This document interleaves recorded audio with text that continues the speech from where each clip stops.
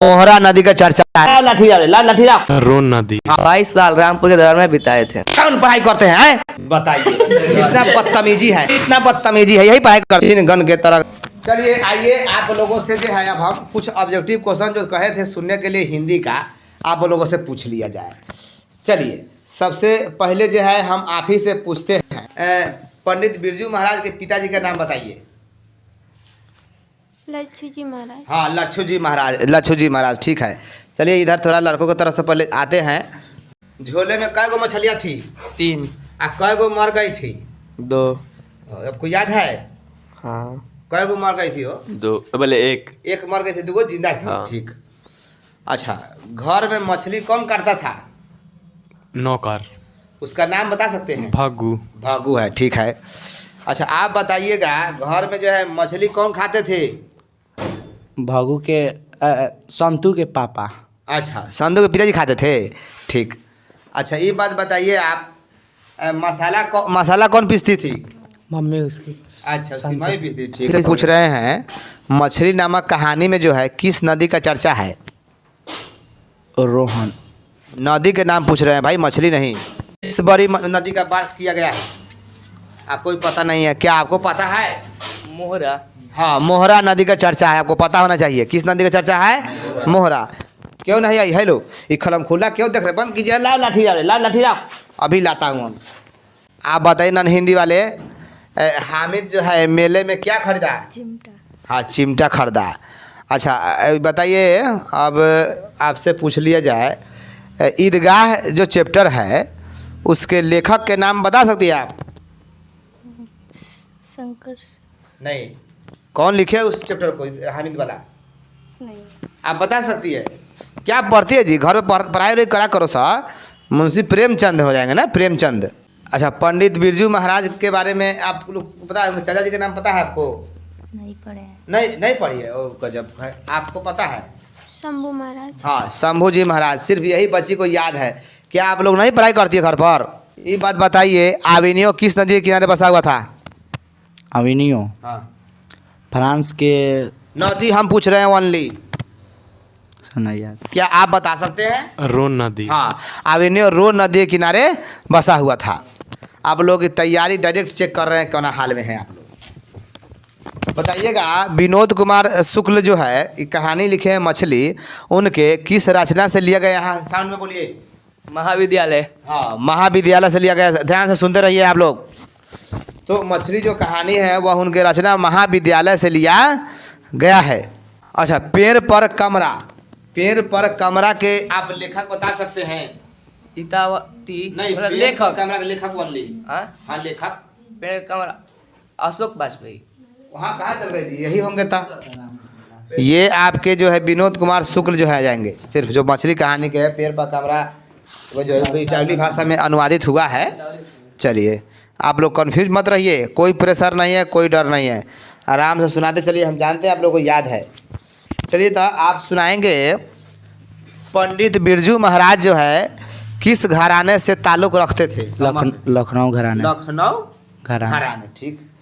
अच्छा अब आप बताइएगा, पंडित बिरजू महाराज के पिताजी के मृत्यु जो है किस कारण से हो गया? आपको बताना है यहाँ पे। लू लगने के कारण। हाँ, लू लगने के कारण। एकदम स्पष्ट बोलना है, मुंह में नहीं बोलना है, एकदम पूरा फड़िया फड़िया के बोलना है आप लोगों को। डॉक्टर भीमराव अंबेडकर का जन्म आप बताइए कब हुआ था? 14 अप्रैल 1891। अच्छा, उनका निधन कहाँ हो गया? दिल्ली में। दिल्ली में, ठीक है। आप बताइएगा, भारतीय संविधान के जनक किन्हें कहा जाता है? भीमराव अम्बेडकर। भीमराव अम्बेडकर। वह जो चैप्टर भीमराव अम्बेडकर है उसका हिंदी अनुवाद कौन किए हैं? क्या आप? ललई सिंह यादव। ललई सिंह यादव, ठीक। उनके कुछ किताबों के नाम आप बता सकते हैं? आप कोई भी व्यक्ति उनके बाबा साहेब का कोई किताब उस जो चैप्टर में आप पढ़े हैं बता सकते हैं जी? Who are they, who are Shudras, annihilation of caste, ये सब है ना, पढ़िएगा तब ना, ध्यान से बारीकी से रटना होगा आप लोगों को। बहुत ही चीज़ें हैं, समझ के साथ रटना भी है यहाँ पे। चलिए आप बताइएगा, आप पंडित बिरजू महाराज किस कला में पारंगत थे? नहीं है सर। बताइए, कितना बदतमीज है, इस समय तक याद नहीं कर रहा है। कभी से कहते कहते हम थक गए हैं। आप बताना चाहेंगे? कथक। हाँ, कथक शैली। आप खड़ा हो जाइए। लखनऊ और रामपुर के से बिरजू महाराज के क्या संबंध है? बिरजू महाराज का जन्म हाँ बोलिए, सामने बोलिए। हाँ। बिरजू महाराज का जन्म लखनऊ में हुआ था, जबकि उनके तीनों बहनों का जन्म रामपुर में हुआ था। उनके पिता एक प्रसिद्ध नर्तक थे जो 22 साल रामपुर के दरबार में बिताए थे। बढ़िया, बहुत बढ़िया। बिरजू महाराज कौन कौन से वाद्य यंत्र बजाते थे? नहीं याद है। लाइए स्टिक लाइए। इस बदतमीज के आज उपाय कर देते हैं। कौन पढ़ाई करते हैं? एग्जाम के एकदम समय एकदम नज़दीक आ गया, अभी तक मजाके चल रहा है, इतना हल्का हल्का चीज़ याद नहीं है। आप खड़ा हो जाइए। पंडित बिरजू महाराज जो है कौन कौन इस मतलब वाद्य यंत्र बजाते थे? सितार, गिटार, हारमोनिया, तबला आदि। ठीक। एक क्वेश्चन और बताइए कि बिरजू महाराज के जीवन में सबसे दुखद समय कब आया? जब उनके पिताजी गुजर गए। कुछ और कहना चाहते हैं? गुजरने पर क्या हुआ? गुजरने उनके खाने के लाले पड़ गए। कस के बोलिए, और क्या हुआ? चाचा जी को जोड़िए उसमें। चाचा जी उनके नशा नहीं करते दिए। थे। हाँ, साथ नहीं दिए। नशा नहीं दिए, घरेलू प्रवृत्ति के आदमी थे। हाँ। ठीक है, बैठ जाइए। कौन है बच्चा? जरूर बैठे रहिए। जीत मैं निरखत हूँ पाठ के लेखक। भीमराव अम्बेडकर। जीत मैं निरखत हूँ। राम आप इनके क्वेश्चन को पूरा कीजिए। जी मैं निरखत हूँ। हाँ। पंडित बिरजू महाराज। अच्छा, यह जो बिरजू महाराज का जो चैप्टर है वह उनका क्या है? इंटरव्यू है। और उनकी ही शिष्या रश्मि वाजपेयी जो है उनका इंटरव्यू लिए, किताब लिखे, पुस्तिका नटरंग, और नटरंग से लिया गया है। तो आप लोग जो है इसको अच्छा से एकदम रिवीजन कीजिए थोड़ा, तब जाके ही कुछ होना है। ठीक है, तो बिना रिवीजन के डिवीजन नहीं आएगा। रिवीजन में ही डिवीजन छुपल है बउआ। हेलो, आपसे कुछ पूछ लिया जाए, मछली नामक कहानी के लेखक कौन है?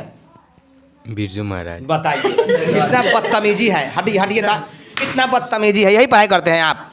हैं बेशरम कहीं के। सफा एकदम ये करो, सुनेगा तो क्या कहेगा? खबर खत्म बजा रहा है इसका। जब तक इस समय ले तैयारी इतना डबाडोल है, पूरा चैप्टर पढ़ा दिया गया, एकदम समझा दिया गया गतर गतर। बिना रिवीजन के कोई आगे बढ़ ही नहीं सकता है। लाख कलेजा खोल देंगे, पढ़ा के चिल्ला के कुछ कर लेंगे। ये रिवीजन नहीं कीजिए, कुछ होने वाला है? इसलिए रिवीजन में ही डिवीजन है, चाहे जो सब्जेक्ट हो, मैथ हो या कुछ भी हो। ठीक है, होश में आइए, होश में बैठ जाइए। तब बदतमीज कहीं के, इतना इजी प्रश्न नहीं आ रहा है आप लोगों को, बहुत ही शर्म की बात है। खैर फिर भी सुधार की बात है, तो आप लोग सुधार कीजिए और नेक्स्ट डे आप लोग एकदम फर मशीन गन के तरह एकदम बोलना होगा आप लोगों को। ठीक है।